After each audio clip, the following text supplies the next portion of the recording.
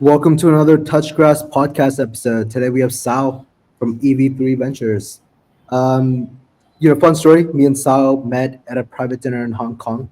I wasn't supposed to be at the private dinner, by the way. Ahmed from Borderless just sort of tagged me along. I happened to sit at the same table as Sal. I saw his tattoo, and we started talking about DePin. Welcome to the show, Sal. Thanks, Rajat. Yeah, it was a fun trip to Hong Kong.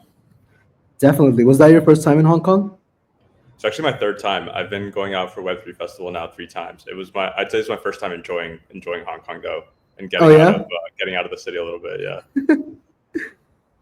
How's the evolution been for your time in Hong Kong? Like, do you see more interest from like the institutional folks out there? Like, how's like tell us about the progression there. I definitely wouldn't call us experts in that region. It's just something I've been, the way we approach investing in new regions is very slowly. By that I mean we have to go visit several times over multiple years and start to do smaller investments and get to conviction, build a network, and then invest in companies thereafter. Hong Kong, I think. Well, there's been two interacting forces, right? There's been crypto has been legitimized in the past 3-4 years, like a lot more legitimized. And there's this view that Hong Kong is like the safe institutional place where you can sort of be Chinese and still work in crypto.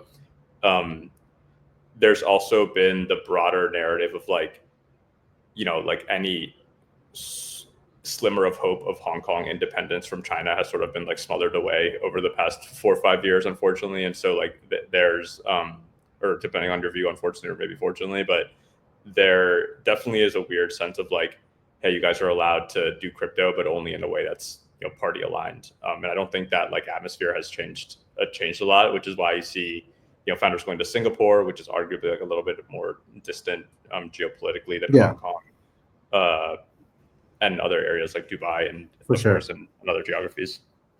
Yeah. I think before that question, I should have asked, do you want to give an introduction to our audience, like about your background, about EV3, how you got started? Tell us the story. For sure. I have been running EV3 for the past 3 years with my co-founder Mahesh. EV3 is early stage crypto investment firm. We tend to think of ourselves as investors who want to expand the aperture of the crypto economy. What that means is we're always willing to squint a little bit harder than other investors as to what kinds of collaboration problems crypto can solve and what type of use cases will be built on crypto rails. And so we launched the fund in 2022, our first fund.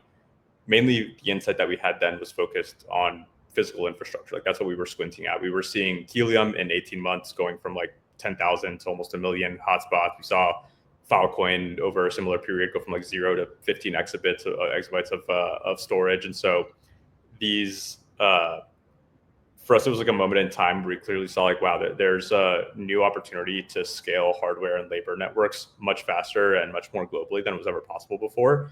And there was virtually no capital available for pre-seed DePin entrepreneurs back then. From the cohort of people who had gotten rich in crypto and started funds, had done it investing in layer ones, investing in Bitcoin, investing in DeFi, or investing in gaming, or blockchain, ZK, blockchain infrastructure. Not many of them had gotten rich investing in use cases or products or things that were serving sort of customers abstracted away from crypto. And those things perpetuate themselves, which meant that it was very hard to raise your first $1 million to $2 million of capital in 2022 if you were building around these ideas. Even though there were a lot of entrepreneurs with a lot of ideas that had a lot of them coming out of Filecoin or Protocol Labs ecosystem, a lot of them coming out of Helium ecosystem, a lot of them springing up from the Web2 equivalents of those businesses. And so yeah, we've been investing really heavily behind the DePin thesis ever since. We pretty early on figured out that we could help accelerate the space even faster than by just investing, by building different types of public goods for the DePin community that nobody else was well positioned to build as a business, but we could because we have management fees from running a fund. So we built the DePin Ninja API, which is a analytics dashboard where you can go and see the top revenue generating DePin projects. We've been doing an annual conference called DePin Summit every year, and do a report with Masari called State of DePin and other sorts of things to help evangelize the community. So that's who we are. We're investing usually between $500K and $2 million into very early stage crypto and founders focused on real world use cases. And how did you fall into the DePin space? I'm pretty sure when you were in college, you weren't thinking about DePin. This must have struck you at a point of time where you're okay, DePin is the play. This is how hardware infrastructure is going to scale in the future. What was that point for you? For me, I think me and Mahesh, my co-founder, would have two different answers. For me, it was very political, frankly. It was, or philosophical. I'd say like we, I was a Bitcoin max for a long time. I have a Bitcoin tattoo from when I was a teenager, like all this stuff. And like, I got Bitcoin pilled as a teenager because I'm originally from Venezuela, and from 20, like 14, 15, 16, these years when Bitcoin was having incredible years, Venezuela was going through like the worst hyperinflation that we've seen in the Western Hemisphere or globally, I think over the past, I don't know, like few decades. Like they cut off 5 zeros off the currency one year. The very next year, they cut off 6 zeros again. So it's like a 10 to the 13th power devaluation over 2. Just insane, insane inflation. And that really Bitcoin pilled me. And what I mean by that is like this sovereignty of like sound money. I knew that was really important to like that being an attack vector for how governments sort of like keep control over their populations. And what I learned watching Venezuela over so many years, like thankfully not, my parents moved here early, so I didn't live there since I was a little kid. But the reality is that like we had in 2021, like we had a sound money, we had a global world computer in the term of Ethereum, but we didn't have a decentralized way to access the internet. And when you look at authoritarian regimes around the world, what's the first thing they do is like they send guys with guns to the ISPs, they send guys with guns to the cable companies, and like now they control the content, the media distribution. They send, before that, newspapers. And so these are the actual choke points that like you need to break in order to have a truly decentralized or like nation state resistant type of system. And that was really important for me and my reasons for being in crypto for so many years. And so when we started to see things like Helium pop up in Filecoin, we saw that, okay, if you can scale, these networks prove that they can scale. And we know that if you tie together storage and compute and wireless and energy, you can get this interoperable system, none of which has any like single point of dependencies, whereby like an authoritarian government can come and like disrupt your access to it. And you need that access to go and actually like use blockchains because again, like it's fundamentally like an internet enabled protocol. Yeah. And so yeah, that's for me personally, like why all the things clicked. I think for my co-founder Mahesh, it was a lot more about the nature of the businesses and what they looked like compared to investing in traditional infrastructure. But our backgrounds were frankly both in fintech. Like we were fintech bankers at Goldman Sachs before I was a fintech investor at Ribbit Capital, and he was doing fintech or financial services and infrastructure investing at Apollo. And all those things together with being deeply obsessed with crypto meant that when we saw sort of like the early inklings of DePin, we were able to squint and see that the space could become much bigger than what other people were giving it credit for. That's super interesting. I think, back when Facebook was sort of growing, I think people had a very similar thesis to Facebook as well, where you saw all these sort of revolutions happen because people were able to connect together on Facebook and they were able to rally together against like dictator type governments. You think DePin's going to have the same effect, if not higher? And we've seen that somewhat, like I've read a lot of news around the Ukraine war where a lot of Ukrainians were able to access money because of crypto networks. I think because of products like Helium or Daba Network, people will be able to access like mobile networks or internet connections for that matter. Tell us about Rubik Capital. How was that experience?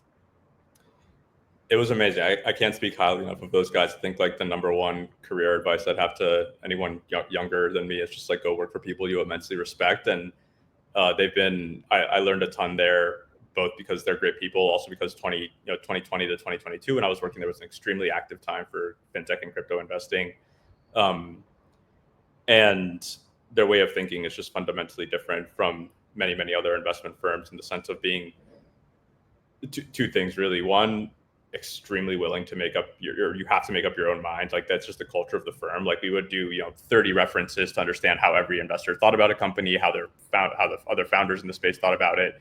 But at the end of the day, like there was not a single person that could convince us, like again, the business. And I saw them make decisions where it was like, we like maybe a bunch of our friends invested in this company, like they have a lot of momentum, like everyone's behind them, but we think the business is better over here and it's a non-consensus bet. And like, sorry guys, these are all our friends, but like we're going to go bet on this like opposite company. And that willingness is I think rare.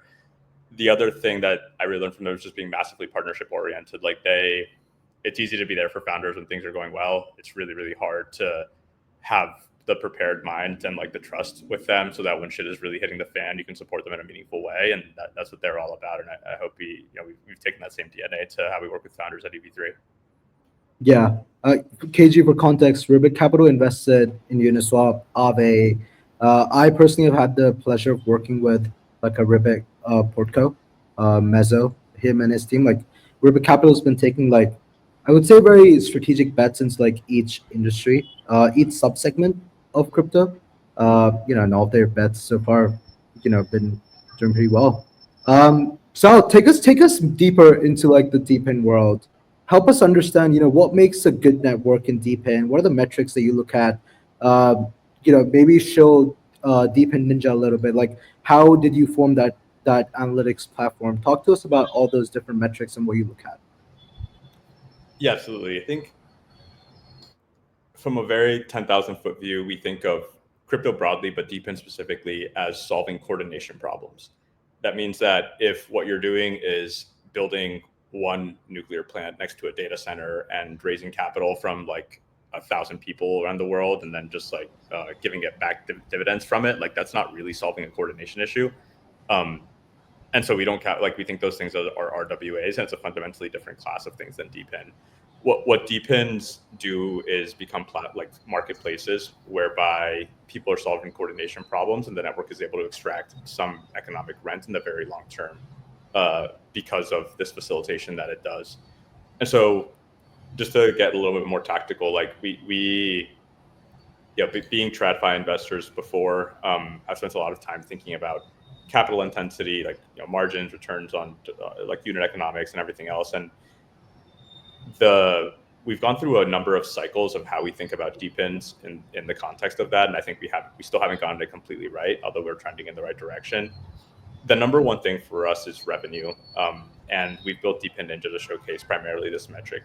On-chain revenue means there's a grayscale of what it can mean for each individual project, but generally it's trying to measure the economics that the fees that the network is able to make by a function of connecting supply and demand. And primarily we look at the growth in on-chain revenue. We look at it relative to market cap, aka like a valuation multiple, and we look at it relative to issuance, meaning like if you gave out $5 million of inflationary incentive rewards in the past quarter and you brought in $3 million of revenue, that's like a 60%, like in TradFi we call it like a coverage ratio or something like that. And so this is really at the core. We have a lot of private metrics we look at internally, including like users, like capacity of these networks, the amount of utilization they have, retention on both like the miners on the supply side and also on the demand side. We try to think about like where the steady state pricing will end up in unit economics for these businesses. And lastly, try to understand like the holder base on trading volumes, like how much liquidity they have. But in general, the core thing we're trying to understand is like the like normalized earnings power of we think about it in a very traditional finance way, and what that means is like these networks issue incentives to build supply and demand. Supply and demand are coordinated through the network, and they take a small fee for that. What is the sustainable moat on why like these two sides of the networks would come to your marketplace and not somebody else's that charges a lower fee? And can you reinvest the margins you make into growing the network even further? Yeah, I think I was looking at the dashboard, and every time, like when we look at deep in projects, one of the things people usually see is how many nodes does this have, and like collectively how much compute. Like there are different use cases, right? So, do you think like when people are looking at deep in projects and studying them, they have to segregate each vertical differently and view them differently? Because compute can be different than mapping, can be different than logistics. So how do you view these different verticals? Because there's so many actual use cases. Most of them usually just know the compute deep in projects because it's just more kind of viewed and used, and it's like the most popular. So how do you kind of separate these each verticals? And like talk to me about the nodes, especially because those things can easily be farmed, and how do you actually view it? Because it's kind of a funnel where there's an airdrop, connect your device or your browser extension or whatever. So how do you kind of better understand these networks when these airdrops are also involved, and just seeing, and you said main thing is on-chain revenue, but yeah. Yeah, there's this funny like investor letter from a while back. Or there's been a number of different versions of it over the years, but it basically says like, look, when companies if companies have nothing, they report like Twitter followers or eyeballs. If they have a product, then they report like number of active users. If they have revenues, then they report revenues. If they have gross margins, they report gross margins. If they have, et cetera. And I think like something similar is happening here. It's like, if you are reporting your Twitter followers, it's because you have not even a real product. If you're reporting your active nodes, it's because you don't have any demand. If you're reporting demand, it's because you're probably not making a lot of money. If you're reporting revenues, it's because your margins are probably like not great or zero. If you're reporting like your on-chain token burn, like, okay, that's like the free cash flow equivalent of crypto, right? That's like the bottom line. You can compare that across all the metrics, and it's just objectively true. And so I think like the earlier the networks are, the more you have to understand about what the specific verticals are, because you're right, like a gigabyte of data is not the same worth as what, or a gigabyte of data transfer is not the same worth as like a gigabyte of data storage. It's not the same worth as a gigabyte of data mapped. And so the supply metrics more broadly, like we went through this phase where 2022 to 2024 was about building supply, and a couple, the Filecoins, the Heliums, like they proved they can build supply in this, and now everybody, in 2022, the market's priced off of like supply and nodes, what you're saying. 2025 to 2026, I think is like the demand era. It's like now people understand some of these revenues, networks can generate revenues. At least 10 networks are generating meaningful revenues, and now things are being priced off revenue multiples. 2027 to 2028, people are going to understand like the margins and capital intensity of these businesses are not all the same. Just because you can generate $1 of revenues doesn't make that equal. What really matters is like how sustainable is your take rate. Once you make money, can you reinvest it into more growth? And the market is not there yet in understanding these metrics, and the protocols are not really there in generating like very meaningful positive gross bottom line profits, frankly. But that's how I think about it, is in terms of stages. Like we're slowly like, gradient descending down to the thing that really matters, which is bottom line cash flows or on-chain token burn. But of course, these networks take a lot of time to build. And so if you want to invest in the early stage, you have to understand some of these dynamics around supply side, around usage, and be a little bit more discerning on metrics, which are not as objective. Yeah. Like, talk to me about, I think in your report, you mentioned something about like triple point flywheel mechanism. How are these, because you mentioned these economies are different than other on-chain economies with other projects. So talk to me about what's the triple point on-chain economy for DePin projects, and how are projects, you can use a couple of examples, how are projects sustaining this flywheel they have created with emissions, and where can things go wrong, or any of your observations? For sure. The triple point asset is a bit of a meme from like the old ETH days, but I think it really applies to DePin, because this is what I mean by this. Like we spent a lot of time pitching DePin to a lot of different types of LPs and types of capital. And I found that there's three main messages that resonate, and each of these is one leg of the stool. One is that you can see these as a marketplace. If you're an investor in Uber or Facebook, or like you're one of these technology growth investors over the past 10 years, you look at it and you see, okay, there's like a supply side, there's demand side. You match these two things. There's some viral like referral factor, and so you understand that these have like traditional Web 2 platform like network effects. Now, if you're a tower investor, or you buy like energy companies, or you're generally just investing in infrastructure, you're looking at these things and saying, okay, like if I invested in towers in 2004, like it was very expensive to build the towers. They were only serving one carrier at a time, and so like my yields were like 3 to 4%. But over time, the demand for cell phone towers is actually very, very predictable for a long time. Like, it's going to grow 30, 40% every year for virtually like as far as we can imagine. And so you're willing to bet that as the carriers, the towers move more traffic, and as you add more carriers to them, your yield is going to go from 3 to 5 to 10 to 20, 25% that these things yield today. And infrastructure investors will look at DePin the same way and say, wow, there's a million hotspots. Yes, the usage today is very low and they're operating at 5% utilization, but eventually this demand is limitless, and it's going to go from 5% to 20% to 50% to 75% utilization. And that's going to drive my yields up to 25%. And so it's a very natural, like, if you're a tower investor, you have to put like 1%. It's like the same thing as like if you're a sovereign wealth fund or whatever, you have to put 5% into Bitcoin. The same thing is going to happen with infrastructure investors and DePin, because you're going to see these assets that cash flow, that look exactly like the things you already own, but that grow 200% year over year instead of 2% year over year. And so you can't afford not to own it. And so, and what I really mean by that, going back to the triple point, is like you have marketplace platform network effects. You also have these infrastructure economies of scale. Like as these networks get bigger, they're able to tap into lower cost supply. And these are the economics that speak again to the infrastructure investors. They know that like if you have a scale tower platform, you can increase demand, the yields go up over time, you make a lot of money. The third one is currency network effects, something that crypto natives know well. But if you can inject like token liquidity into achieving like incentives to building out some useful supply, then you get the same flywheel that like layer ones have, that like bearer chain proof of liquidity, like these types of like currency type mechanisms, or a macro investor might understand it as more of like a like a currency reserve type of play as you issue your own currency. But when you combine these three things together, which we think DePin has, the best DePin networks will have all three of them, you get something that's more powerful than any of them individually. And that's why we think like the winning networks are actually not 1 billion, not $10 billion outcomes. We think they're 100 billion or $1 trillion outcomes to be had in this space.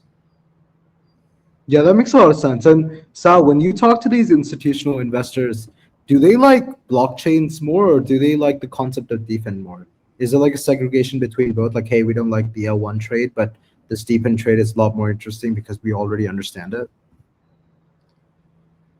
It depends at what level you're talking about, but I would say the vast majority don't understand DePin, or like it. Yeah, it's very hard. Like most people, most institutions are just getting their head around what Bitcoin or Ethereum is today, and so we're pitching them like the most generic pitch that you can do is like, hey, you for the past 20 years, you saw that the web had this push towards user-generated content, right? You have platforms like Facebook, YouTube, like all these things are fundamentally about like user-generated content being connected to each other. What DePin is enabling are user-generated services. It's not just going to be content platforms, but it's going to be all types of services that users are going to be able to generate for each other and become really big businesses. And I think that speaks to a lot of them. But in terms of understanding like layer one premiums versus DePin versus all this other stuff, like most institutions are not to that level of sophistication. I will say that they do buy growth. Like if you can show them a chart that goes up and to the right, that's a powerful thing. And layer ones are easier to make that chart for than DePins. 100%. Speaking of chains, does it matter which chain a DePin physical infrastructure kind of chooses to launch its project? Like, I see that like most of the DePin projects I know are on Solana and maybe Base, and they're, like very different projects are on each chain. So, do you think like the chain matters, like which for a builder to okay, I can just go on Solana, or is there anything that you're like this chain requires this kind of project, or you can't build this any kind of insight there? Yeah, I will say chain matters. I don't think it's an irreversible decision, meaning like we've seen DePins both like migrate chains and we've seen them launch on multiple chains. I would think of it as like, if I were a founder, I'd think of it as like 1 quarter of dedicated engineering time, which is probably going to actually happen over like 2 or 2.5 quarters, right? So it's like you're distracting your team. If you make the wrong choice, you distract your team for half a year. And that's a really painful decision for an early stage company because time is the most valuable thing that you have. That said, like it's not permanent, and I don't think choosing the wrong blockchain kills you if you have a good product and a good network. Just to give more context for folks from like what I'm seeing in data driven, I'd say like I agree with you that I think of Solana and Base as the two least risky networks today. Like that's where you should default into. And we see Solana leading, especially in anything like networking or performance, like networking performance infrastructure stack based, given their developer culture around advancing it. We see Base relatively leading in like consumer art, NFT, like identity type things, like companies that want to tap into Base distribution. I'd say that there's another category of new general purpose layer ones, which are making a really dedicated effort to champion a number of high quality DePins on their chain. I would put like Berachain, Monad, Mega ETH, like Sui on that list. And then there are, as a final option, these DePin focused layer ones like IoTex and Peak and Minima, which are trying to build like DePin focused general purpose platforms. So my sense, like my advice to folks would be like, one, these takes like which chain should you build? I feel like it always looks dumb 2 years, 2 years forward. It's like that's why there is a layer one premium, because it turns out that even we're like 12 years into crypto, new layer ones still actually have a chance, and they're really, really big businesses. And so I could look totally wrong here in 2 years, but I would say like if you're a DePin founder, you don't have a strong perspective, you should probably go and build on Solana and Base. if you have a strong relationships or team or perspective that you need, I'd say things like, Avalanche is quite good at institutional relationships and very easy to spin up your own chain. Monad we see being extremely supportive on like distribution and getting a lot of users to apps. We see like Mega ETH being really performance focused. Like Sui, it has like a really big ecosystem, and so all of these. The one place, maybe this is a controversial take, but it's one we've had for a long time that I think I probably wouldn't recommend building is actually the DePin focused chains. The primary reason being that, for better or worse, like app market caps are kind of limited by the market cap of your chain and of the chain that you're on. It's very hard for investors to bid an application higher than the value of the layer one on it, because investors have been trained not to do this for a long, like since the beginning of crypto. And by definition, like a DePin focused chain is going to have a less TAM than a general purpose chain, right? So they're going to be smaller. So it's like you have general purpose layer ones here, then maybe a DePin layer one is capped here, and then like an app on a DePin layer one is capped here. And we see this empirically, like the biggest by biggest FDV for any token that trades like more than $1 million of liquidity on is on one of these DePin specific chains is like sub 100 mil FDV. There are no like 100 mil plus FDV projects launching on these chains today, because the chains themselves are only worth a few hundred mil on an FDV basis. And so, yeah, that's my sense, is that like Solana and Base are leading. There's a lot of like other chains that are very compelling for specific things that if you want to make a strong bet on, I think there's really good arguments, and we have founders building on those chains. And then there's a long tail of folks, which probably is more of a hindrance than you're not doing yourself a service by going on those chains on the rest. That makes sense. And so to rewind our conversation back in Hong Kong, we were talking about how Parachain and maybe DePin networks tapping into POL to give additional incentives to their network might be a play as well. Do you think in the next 1 or 2 years, or when DePin networks actually become really mainstream, we'll see DePin networks sort of verticalized and own the stack as well, where they launch their own chain, like Helium having their own chain, or DePin network moving off Solana and having their own chain? Is that also a world where we'll see those projects shift to verticalize? It's really hard to say. And if I had a really strong perspective, like I'd be betting all in on my position. We don't. The fact is, like, we're hedged because we have a portfolio of companies that are building across all these different chains. So we don't get paid to have a really strong point of view on this. But I would say, like, maybe from an investor's point of view, like if you were an advisor to a DePin network that was doing really well, would you give the advice of them to verticalize and own the stack below as well? I don't think, no, and not for a long time. I think it's something where like it's kind of like a one-way door, or I guess you can always go back to another chain, but it like I think the idea of building out your own chain, when there are teams who are super well capitalized, like Helium, who did it for a long time and then decided like, oh wait, no, I'm actually going to go to my own chain. It's like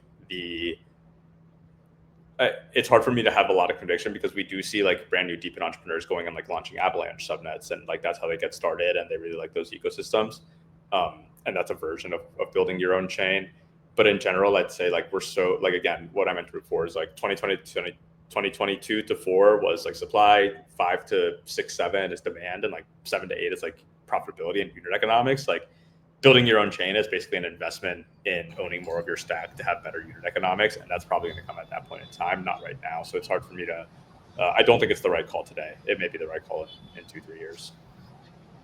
Yeah, 100%.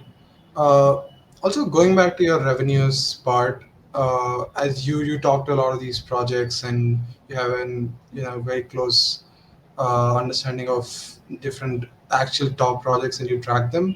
How many of them have like enterprise demand, where other very big companies that need compute or that need specific things that blockchain tech offers?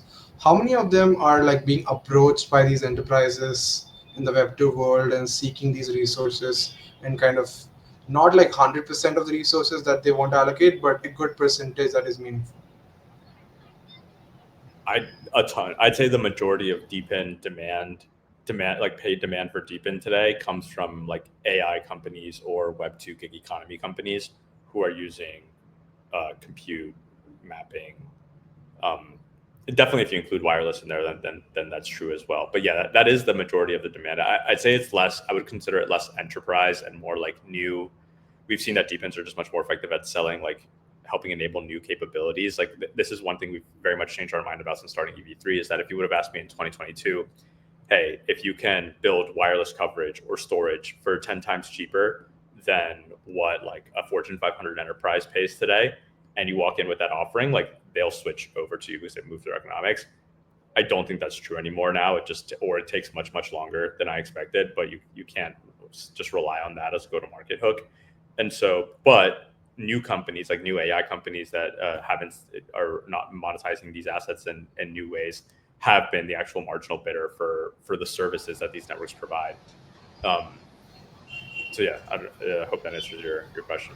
Is that only compute, or like they because all these GPU decentralized infrastructure projects, they have a ton of GPUs and they want to tap into that compute power, or is it also something data related where storing data and using data and actually uh, manipulating the data in the way they want and for training purposes? Like we have seen this recent trend where decentralized training has become very hot in the last 6 or 7 months. Are they using it for that purpose as well, besides compute? Yeah, it's stuff like compute, but there's a lot of other categories. So like Grass resells residential IPs. Turns out that AI companies need residential IPs so they can scrape data and like serve results back to users. Nadix is a mapping network where they can take the driving data from your Tesla and turn that into driving scenarios that other car manufacturers can use to train their autonomous vehicle models. And so these are all, these are all different types of services. I wouldn't say it's limited to compute, but compute, data, energy is still like not that much. That hasn't been really monetized by AI type companies yet, and wireless has mainly been like serving to telcos or uh, serving consumers directly, but less of a reselling to AI type companies. What's been some of the hottest things you've been seeing in DePin lately, Sal? Like what's like the cutting edge of innovation? Like what are the projects that you look at and you're like, I never even thought this could be a DePin now. Yeah, one of the coolest ones we backed recently is we the satellite industry has been growing extremely quickly, and there's a lot of infrastructure needed to be built across the supply chain. And so we backed a company called SkyMapper, where they were effective. Actually, have one. I can show you guys. This is one of the SkyMapper telescopes back there that I have in my house in Puerto Rico. They had basically designed a super nice consumer telescope. Like it costs like $3,000. Has an app. It's extremely easy to install. It's like the MacBook Pro of telescopes, and the founder Frank is part of the SETI Institute, the Search for Extraterrestrial Intelligence Institute, and has been running a ton of like global community, like amateur astronomer oriented events and communities for a long time.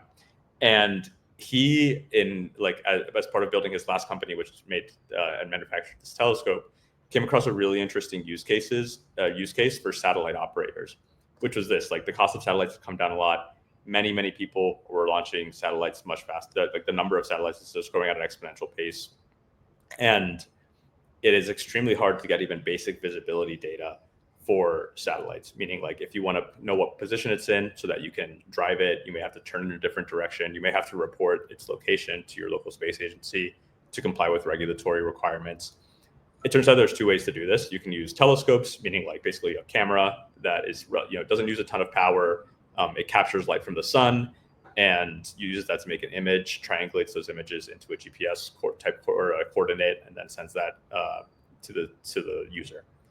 The other option is radars. Radars don't use the sun's energy, so they require a fuck ton of power. They basically beam a very high frequency stream up to the satellite. It bounces off, comes back, and they measure the distance between it in order to determine what the position is.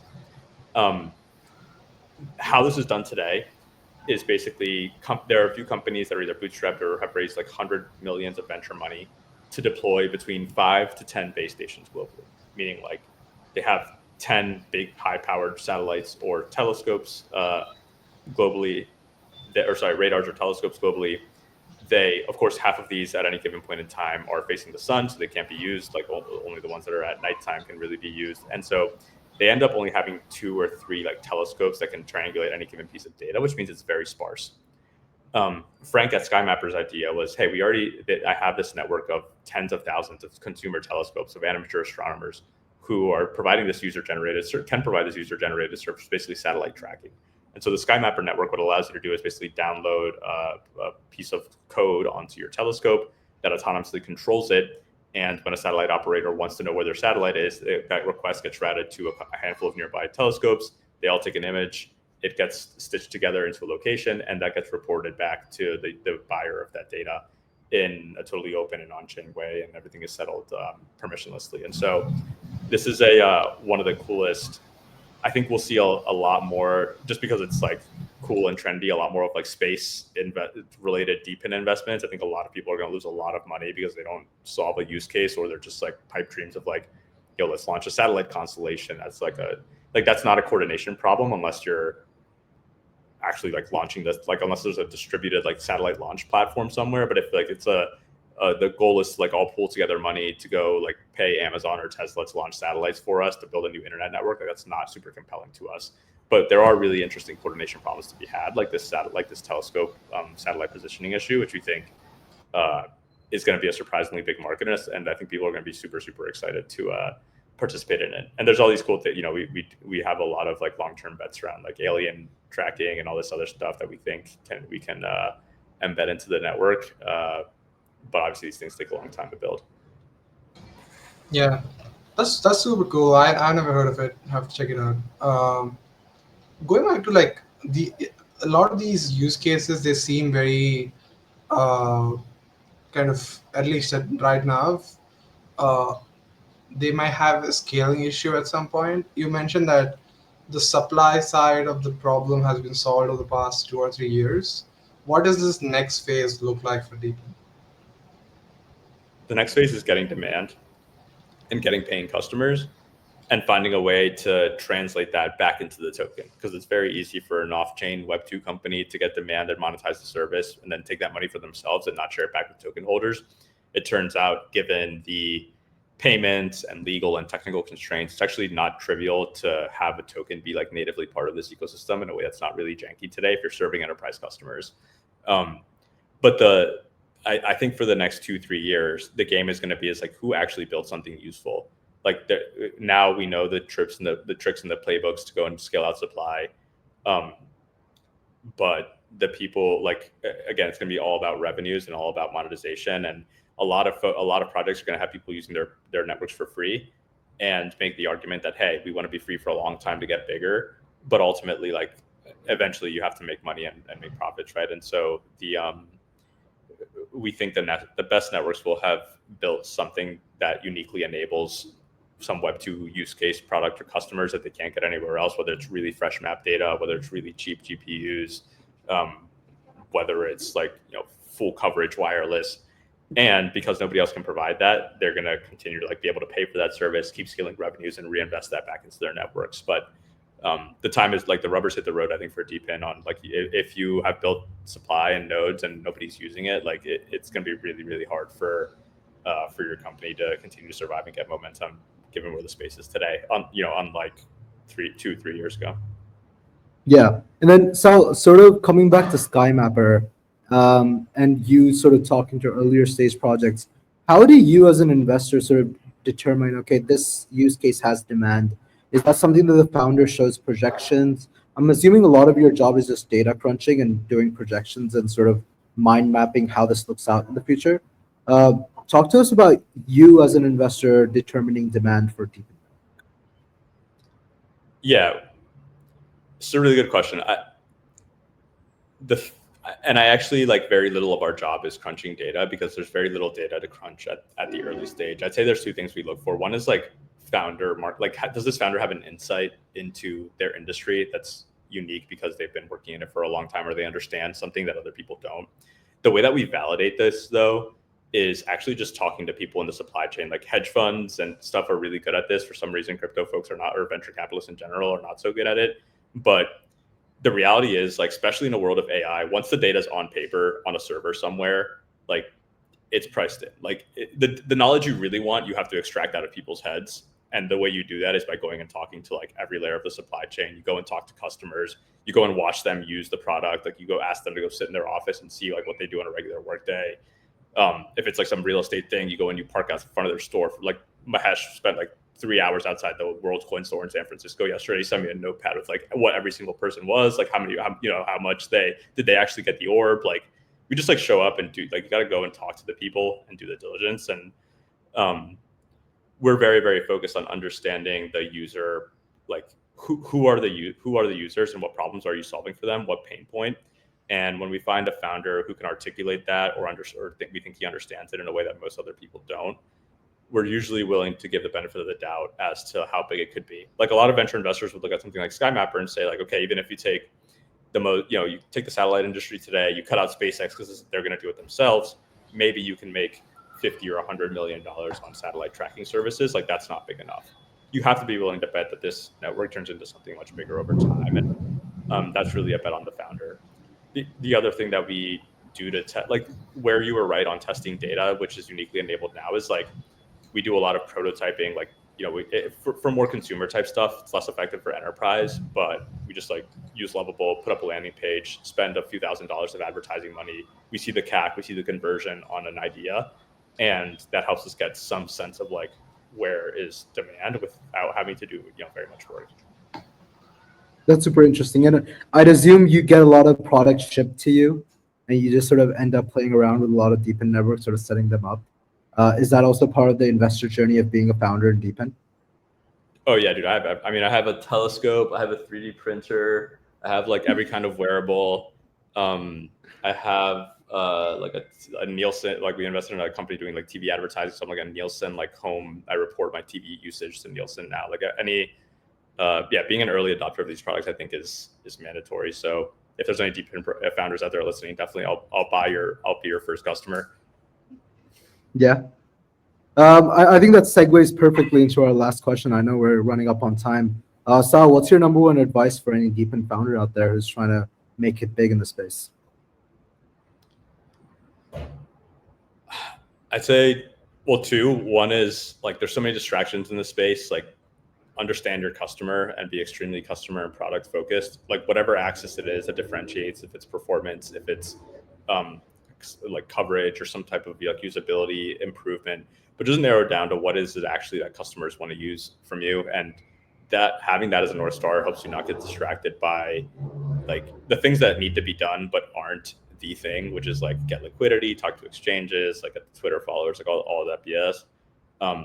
So one is just like understand make the customer a first class citizen, which feels obvious, but oftentimes is actually not in crypto. The second one is just to be extremely long-term oriented. Like I think we've always tried to play this role as capital allocators in the space to have an extremely long-term orientation, be willing to bet on founders who are making the ambitious 10, 20, 30-year bets rather than going for the smaller market up front. And so, yeah, I think like this like triple point, like you can build $1 trillion business with these triple point assets. Like that is the fundamental nature of the business, is that like if you choose the right industry and it's big enough and you go and do and execute the work, there are $1 trillion outcomes to be had here. And so like I think stopping it for anything short of that is just really a shame, and life's too short. So yeah, those are my two pieces of advice. Awesome advice. All right. Thanks so much, Sal. Thanks for your time. And we'll catch you. Thanks, Roger, for having me on. Yeah, this is awesome. And KG, you too. Thank you, sir.